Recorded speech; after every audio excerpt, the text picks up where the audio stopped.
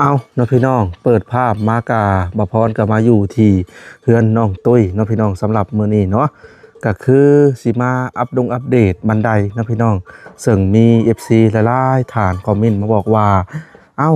บันไดคือเฮ็ดให้ตากผลไปซั่นน้อเนาะหลายๆคนก็บอกว่าบ่ได้เฮ็ดโครงราคาบันไดบ่หรือจังใดก็คือเฮ็ดนะพี่น้องซึ่งหลายๆคลิปทั้งบพรก็ได้แจ้งไปแล้วเนาะว่าทางซุมเฮากำลังหาไม้นะพี่น้อง เพราะว่าไม้เนี่ยบ่พอเนาะพอแต่ในเฮือนก็เลยหาไม้ตอนนี้ก็ได้ไม้มาเลยเนาะพี่น้องนี่ดิสิเฮ็ดโครงหลังคาบันไดเนาะก็มีเสาหน้า12นะพี่น้องนี่2ต้นแล้วก็พวกไม้เส้นไม้หยังเนาะตอนนี้เพิ่นก็กำลังสิยกขึ้นนะพี่น้องแต่ว่าสร้างเพิ่นไปธุระเนาะเพิ่นว่าเฮ็ดเครื่องมือก็แล้วนะพี่น้องมีแต่ยกขึ้นแล้วก็ใส่อะโลซิง2แผ่นเนาะที่เฮาสั่งมาก็พอดีมุงหลังคาเลยนะพี่น้อง ก็ถือว่ากวมเลยบันไดเนาะซึ่งหลายๆท่านเพิ่นก็คอมเมนต์มาเนาะเพิ่นบ่ได้สิเฮ็ดนะพี่น้องก็คือนี่แหละซุมเฮายังซอกหาไม้อยู่เนาะก็ในที่สุดก็ได้ไม้มาแล้วเนาะพี่น้องแต่ว่าทางสร้างเพิ่นไปธุระสังกะสี2แผ่นก็พอดีเลยนะพี่น้องก็สิมุงจากตรงนั้นมาเนาะกวมพี่เลยแล้วก็มื้อขึ้นเฮือนน้องตุ้ยนะพี่น้องก็เป็นมื้อออกพรรษาเนาะ มือออกพรรษานะวันที่7เดือนตุลาคมก็ออกพรรษาปุ๊บก็ประมาณที่9ที่10ที่11ที่12นะพี่น้อง5มื้อ5ยามนั่นแหละเนาะก็ถือว่าสำเร็จนะพี่น้องซึ่งบ่พรว่าสิกลับบ้านมื้ออื่นนะพี่น้องตอนเที่ยงมื้ออื่นหลังจากออกพรรษาแล้วบ่พรก็ได้มาคือเก่านะพี่น้องก็คือมาก็สิซื้อโตยู3ตอนเนาะ ตัวยู3ตอนเพื่อจะหลอกใส่แม่กุญแจห้อง3ห้องนะพี่น้องเพราะว่าบ่พอหาซื้อแถวนี้บ่มีเนาะก็เลยสิซื้อมาแต่บ้านใส่อันเวลาออกจากห้องเนาะหาหลอกกุญแจไว้นะพี่น้องเดี๋ยวพาชมหอมๆเฮือนของเพิ่นก่อนก็ถือว่าสำเร็จแล้วพี่น้องแต่เรื่องค่าสีนี่บ่พรไปไล่งบเพิ่งแล้วเนาะก็ถือว่างบก็เรือน้ำบ่พรอยู่3-4 ล้านนะพี่น้องบ่พรคิดว่าจะเอางบตรงนี้นะเอาขึ้นบ้านใหม่ของเพิ่นนะพี่น้องพวกซื้อเครื่องซื้อของขึ้นเรือนใหม่แล้วก็ซื้ออาหารคิดว่านะหลายคนก็ยังให้ทาสีนะพี่น้องแต่ว่าเงิน4 ล้านก็ค่าสร้างก็จัน2-3 ล้านราคาสีนะพี่น้องค่าสีก็3 ล้านขึ้นว่าเฮือนหลังใหญ่เนาะถ้ามีประมาณ6-7-8 ล้านนี่สามารถทาได้อยู่นะพี่น้องอันนี้สิเป็นหางลิ้นเนาะหางลิ้นเพิ่นก็มีการแก้ไขนี่ดินะพี่น้องเพิ่นก็เอาโค้งเข้าในตัวเฮือนเนาะแต่ก่อนเพิ่นเอายอดลงตรงๆแล้วก็มีหลายๆฐานคอมเมนต์มาว่าเวลาลมมายามมันฮักก็แม่นความเพิ่นอยู่เนาะก็เลยโค้งแบบนี้นะพี่น้องเวลาน้ำก็สิโตลงนี่ก็โตเอาเนาะหลายๆคนก็บอกว่าตัวนี้น่ะต้องเอาขอลดเนาะตัวนั้นใหญ่แต่ตัวนี้ขอลดลงมาเพิ่นว่าพี่น้องถ้าอยากให้ดีก็ต้องเอาตัวนี้ลดลงก็เป็นความเพิ่นอยู่เป็นของโลกแล้วก็เอางอบนหันตัวเนาะงอจะจ่อเนาะอันนี้ก็ได้คือกันถือว่าแน่นหน้ากันเพื่อกับผูกลวดอยู่มันนะพี่น้องส่วนเฮือนเก่าของน้องตุ้ยนี่ก็หลายๆถาดนะพี่น้องก็อยากให้ขยับเข้าไปใกล้ๆเนี่ยเนาะให้เชื่อมต่อกันแต่ว่าทางสร้างก็ยังได้2 ล้านกีบนะพี่น้องค่าขยับค่าหามเฮือนมาประชิดกันเนาะแล้วก็เจาะทางออกทางนี้นะพี่น้องก็พอดีเป็นเฮือนครัวของเพิ่นอันนี้ขาดไว้นะพี่น้องผ่าวัดเดือนจะได้ยามลมเดือน12เดือน1เดือน2แห้งบ่ว่าออกไปเบิดนะพี่น้องพอผ่าพวกนี้บ่ได้ค่อยดีบ่ได้ดอกได้ละบ่อัน2 เดือนเนาะประมาณได้เลยนะพี่น้องกุ้ม2 เดือนขาดเบิดพายุลมเห็ดแต่ว่าเอาเห็ดเฮือนครัวเฮือนไฟเนาะก็โอเคได้ แต่ว่าทางสร้างเพิ่นก็ได้2ล้านนะพี่น้องเพิ่นสิหารถหาคนยอเข้ามาประสิทธิ์กันนั่นก็มาไกลกัน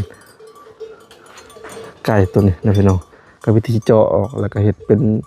เชื่อมต่อกันได้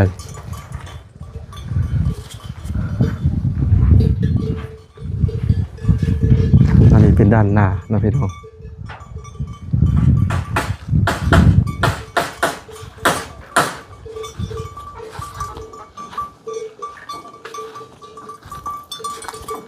อันนี้เป็นกองตาราง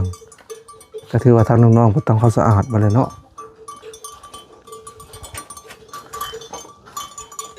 สบายดีเห็ดยังนอ เฮ็ดนี่ละดำเล็กสปะนี่ นำเลื่อยตะปา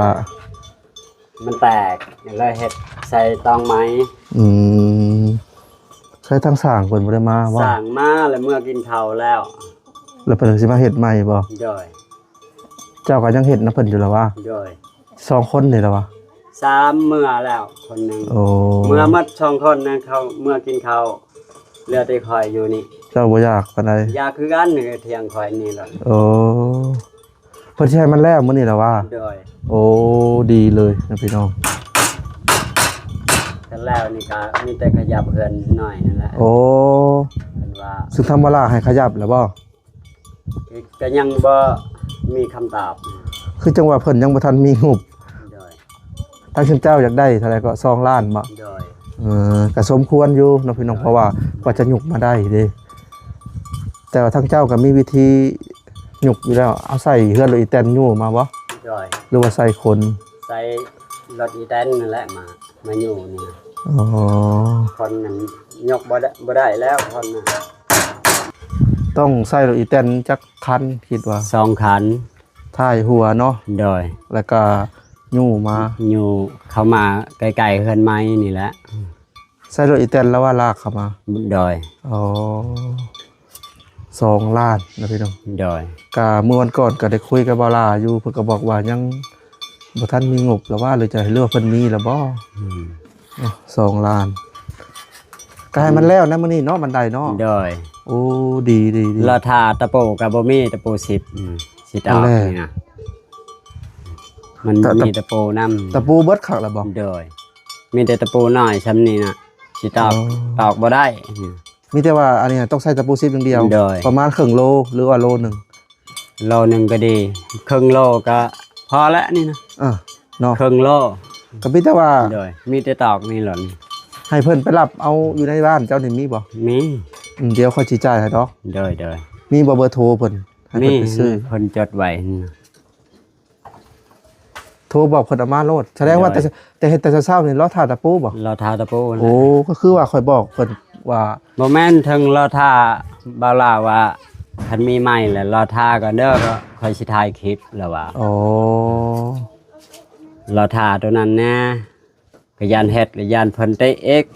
อ๋อต้องสีในน้ำเฮ็ดอันนั้นอีก เด้อ ไปเบิ่งอ๋อ ของ ต้ เรา อง ว่ามีใหม่แล้วค่อยยังค่อยสิถ่ายคลิปลงไปแล้วว่า เสาร์นี่หน้า ได้ไหม 10หรือหน้า12 หน้า10 อืม ไม่เซ็นก็4โตเราสั่ง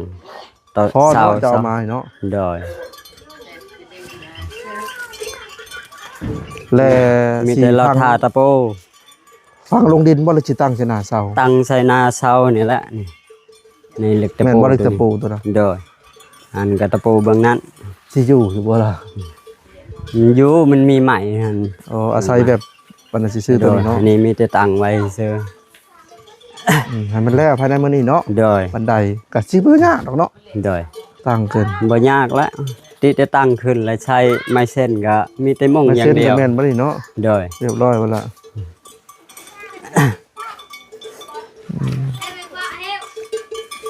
เวลาใส่ก็พูดแล้วเนาะ โดย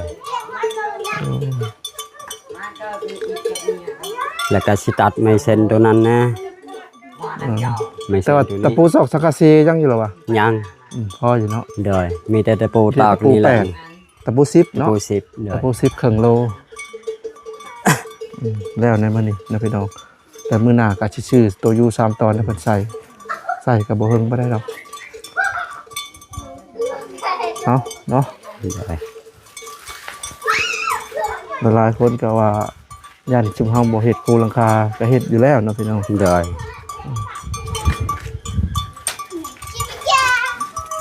ครับแล้วนี่ก็ทางเจ้าก็บ่มีแนวเฮ็ดแล้วบัดนี้เนาะ บ่มีแต่เราทาเฮ็ดเฮือนตัวนั้น ตัวนั้นเจ้าก็รับเฮ็ดนะเพิ่นบ่ โดยเพิ่นพาน้องนี่เฮ็ด เฮ็ดจักคนล่ะ เราว่า3คน คือเก่าหรือว่าลดลง 3คนนั่นละลูกเราแน่ อ๋อแล้วก็เจ้านำ คอยน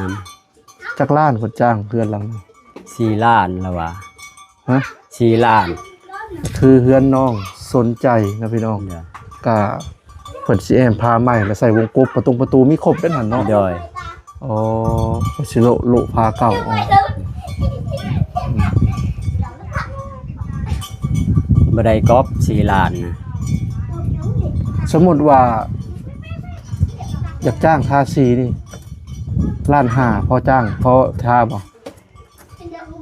มันยากนี่แหละทาสีนี่นะ ฮะ ต้องเฮ็ด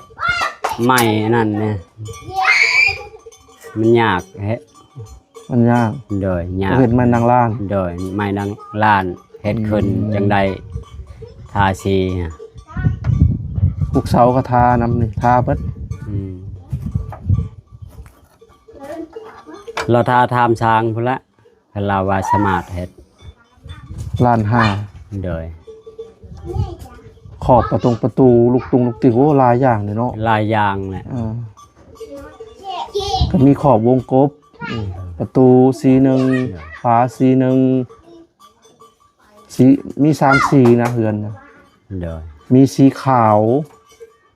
แล้วก็สีฟ้า แล้วก็สีแดง โดย 3เฉดสีสีขาวน่าจะมาอนาแต้มขอบลูกติ่งเนี่ยอาจจะเป็นสีแดงตัวฟ้าบ้านอาจจะเป็นสีฟ้าประมาณนี้นะ ล้านหายานบ่มีผู้เฮ็ดและหัวหน้า ฮะ ยานบ่มีผู้เฮ็ดล้านหา พระราชาสมเจ้าว่าคุ้มค่า จังว่าให้ทำช้างจังหน่อยนี้ 2 ล้าน โดย 2 ล้านพอเฮ็ดบ่ถ้าถามเพิ่นก่อนเนาะ เราทาทำ ถ้าสวยกันก็แล้วไว้อยู่เนาะสมมุติว่า3ชนทาสีต้องทา2 รอบที่1ทาบางๆไป โดย ก็บ่บางดอก เวลาไหม้มันจะเกินสีเนาะ โดย แล้วรอบที่2ทาสีจริง และมันแห้งและทา อ่า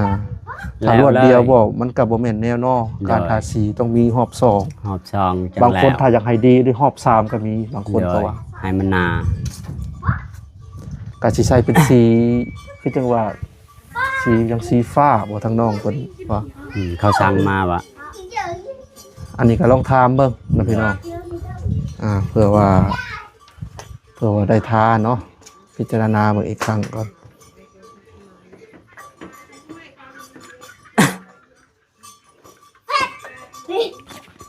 เอานะพี่น้องเดี๋ยวเข้าไปทักทายทั้งน้องแล้วก็ทั้งยายน้องตุ้ยก่อนคือเงียบเหงาถึงเพิ่นไปทางใดเด้เนาะ คุณเด้อยู่ตาราง อ๋ออยู่ตารางเฮือนยามบ่ โดย เอาเดี๋ยวค่อยไป โดย สอบถามทางยายทางน้องๆผมก่อนเด้อเอาแล้วพี่น้อง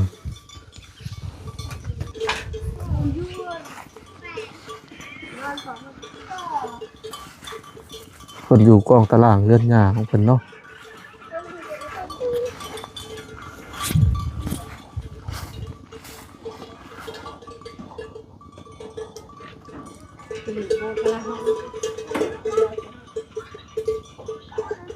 มื้อนี้ก็ถือว่าแดดเปรี้ยงเด้พี่น้องก็มีเป็นงูนอยู่ช่วงนี้ เขาบอกว่าพายุก็ก่อโตแน่บ่ก่อโตแน่แต่บ่แม่นพายุใหญ่ดอกเพิ่นก็อยู่กองตารางเรือนหญ้าของเพิ่นเนาะทางน้องตุ้ย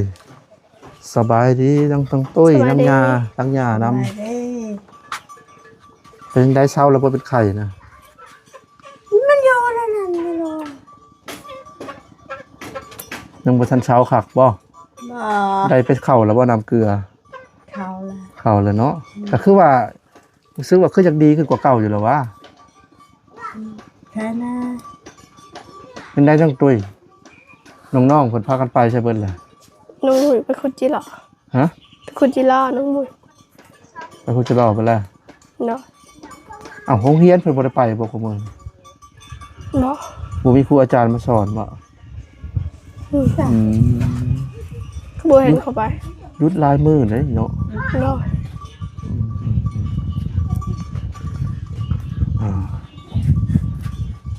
เจ้าว่ามื้อใดยายขึ้นบ้านใหม่ อยากละ วันศุกร์เนาะ หน่อย มีแต่ออกพรรษาพุ่นแหละซึ่งค่อยเมื่อบ้านแล้วก็มื้อขึ้นมาพุ่นแหละ หน่อย ค่อยขึ้นมาก็ประมาณวันที่8 อืม ที่8ที่9นี่ก็ขึ้นมาคือเก่า หน่อย ออกพรรษาแล้วนะพี่น้องคนที่3เดือนพอดีนะพี่น้องตั้งแต่ทั้งซุมเฮานี่เจอทั้งน้องตุ้ยเนาะกับมือเข้าพรรษานะพี่น้อง หน่อย ไปเจอเพิ่นหนทางแล้วมือเข้าพรรษา หน่อย แล้วก็วันที่8ที่7นี่ก็ครบ3เดือนพอดีป้าต้องถือว่าคือ นายเถาไปท่าบ้านน่ะท่าบ้านน่ะ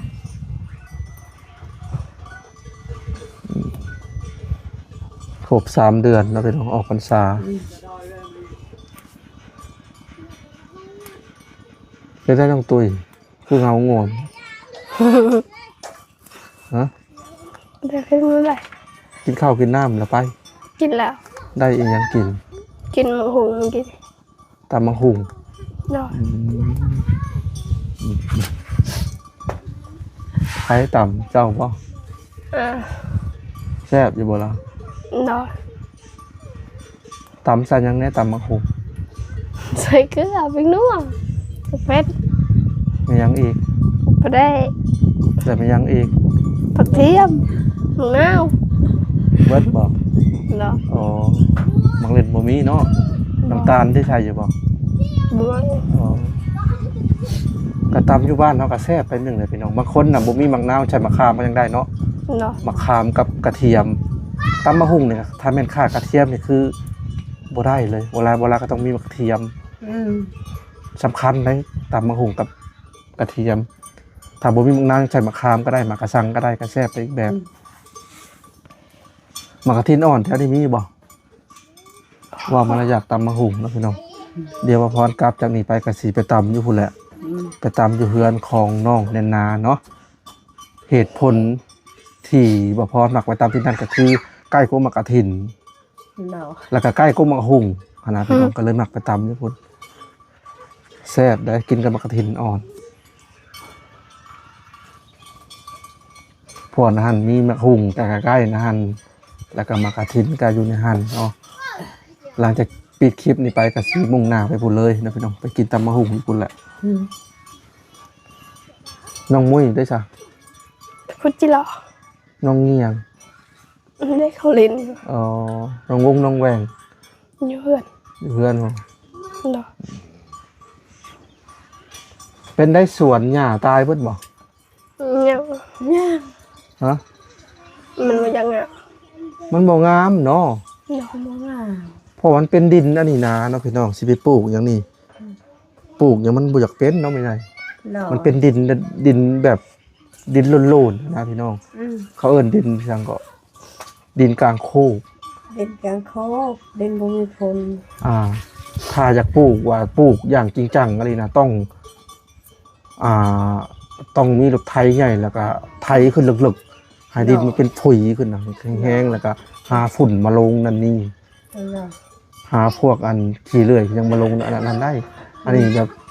โอ้บ่ได้อันนี้ มาพร้อนกับเห็นแต่ตอนเพิ่นปลูกตั้งแรกพุ่นแล้วก็บ่ค่อยอยากท่วงปานใดเนาะ อืม ถ้าท่วงไปจะนั้นก็ว่าอันนั้นบ่งามอยู่แล้วนะพี่น้องที่นั้นเป็นดินกลางโคกอันนี้นะ อ่า มันต้องใช้รถไถใหญ่แบบไถขึ้นประมาณ อืม เลิกๆคว้านขึ้นพุยขึ้นนะ เออ ลงอันน่ะลงปุ๋ยลงปีสัง รถ นะ ผ่านหัน อ่า นี่ รถคูโบต้านะเขาท่าอยู่นะพี่น้องตาอันพาไปอ้ายไปเบิ่งเนี่ยไปได้หลายเดือนนี่น้องตุ้ยพี่ไปตั้งที เดี๋ยวแวะไปเบิ่งก่อนเนาะพี่น้องกายังบ่ทันได้เบิ่งแล้วแต่ช่วงตั้งแต่เวลาอาทิตย์ที่ผ่านมาเนี่ยยังบ่ทันได้เบิ่งนี่นานะพี่น้องมันเป็นดินไปนะดินกลางโค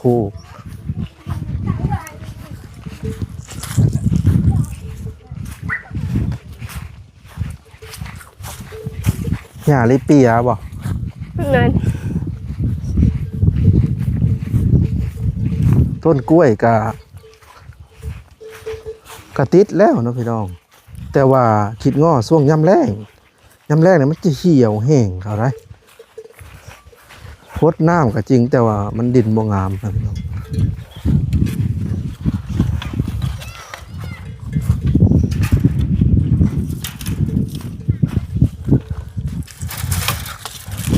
ต้นกล้วยนี่ติดแล้วนี่แต่บ่ฮู้ว่าสิงามปานใด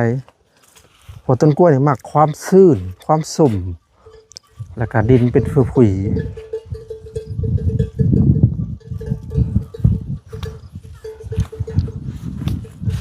หัวดินมันแก่มันนั่นน่ะบ่แม่นดินนั่นน่ะเนาะพี่น้องกะติดแล้วเนาะ ดอก ก็บ่ฮู้ว่าสิงามปานใดนะพี่น้องสังเกตบ่อนเฮ็ดทานนะจะงามปลูกหยังแต่ว่านี่คือว่านะในไสบ่อนเลี้ยงกบ นี่เด้ โอ้บ่ตายเบิดแล้วบ่ บ่ มันร้อนแดด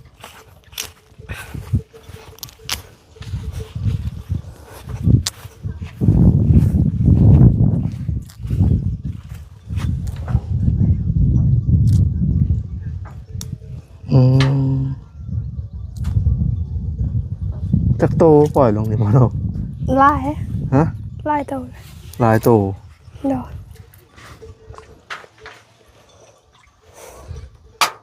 มีสาเหตุแล้วจะเห็นยุงสลามเพิ่นบ่ อืม เอายังเกลือวะ ขี้ควาย ขี้ควายเลย เนาะมันกิน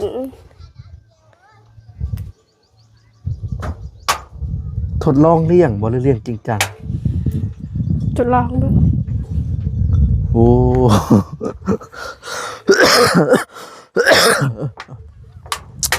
พรก็เป็นไอยังบ่ทันเซาเลยมีแต่ตัวเองหมักผลลุยมานะพี่น้องข้ามเมื่อก็ลุยเมื่อบอกช่วงทิศหลังข้ามมาก็ลุยผลช่วงพายุนั่นมันเลยเป็นไข่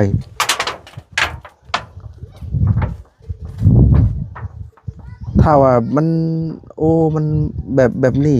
มันอยู่ในกลางแจ้งนี่โอ้ยากแต่ตายอย่างนี้อะไรหรอก ไม่เลย จากที่เบิ่งในอาณาเบิ่งที่กระเจ้าเลี้ยงน่ะน้ำต้องโบนิ่งไปสิได้น้ำมันต้องมีอีหยังเฮ็ดให้น้ำไหลแบบคือสร้างแบบคือธรรมชาติจริงแล้วก็มีแหน่มีหยังไปเบิ่งใน YouTube แล้วก็มีแบบโอ้น้ำนี่ถ่ายได้เลยน้ำ อืม ที่กระเจ้าเลี้ยงอันอย่างจริงจังโอ้คักแบบคือธรรมชาติเลย แต่อันนี้คือว่าแล้วทดลองเนาะ มันได้กบ มีอยู่กบทดลองหั่นแหล้วนะพี่น้องไปโอ้ยหญ้าก็บ่งามพี่น้องเอ้ย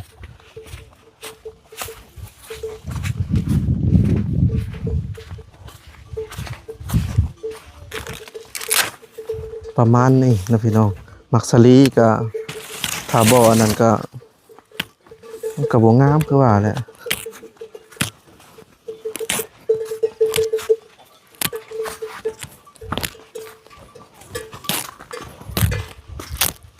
ต้องไทยเลิกๆนะพี่น้องแบบเลิกที่สุดใส่รถคูโบต้าไทยนะ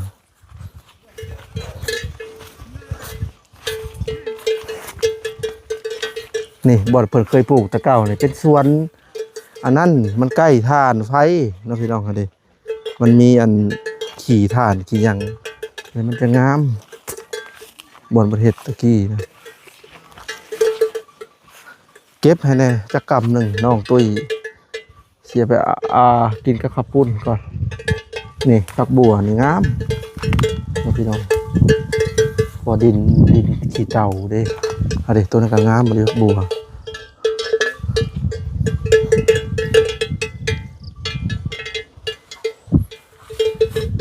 แตะก่อนดกเผ็ดนี่เนาะ เป็นกินเรื่อยๆพี่น้องเลยเอาไปเอามานี่ได้กินย้อนก็อยู่ในบ่อนเตาห้างนี่เนาะพี่น้องได้กินหลายเติบได้ หมกเผ็ดดิบ เป็นพุยสั้นดีเลยเตาห้างกัน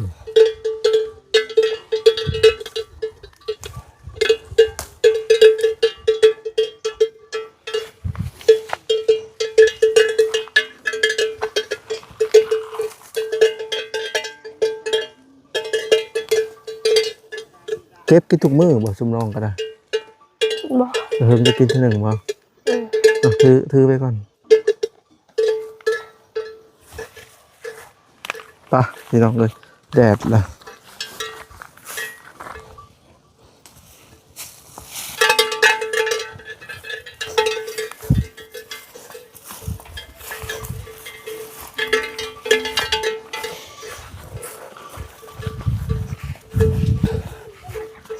มักถั่วก็ออกอยุเนาะพี่น้องให้ดิ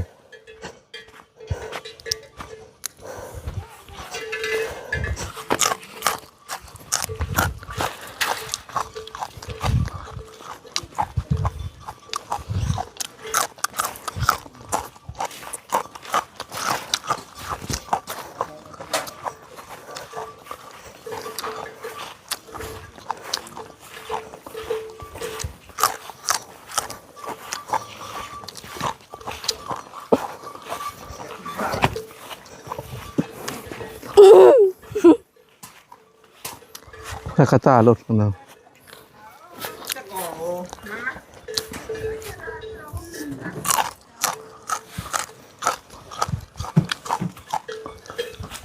ิดจักเถื่อแหละมักถั่วน้อง หึ บิดกินจักเถื่อละ จะบิดเลย น้องมือบิด นี่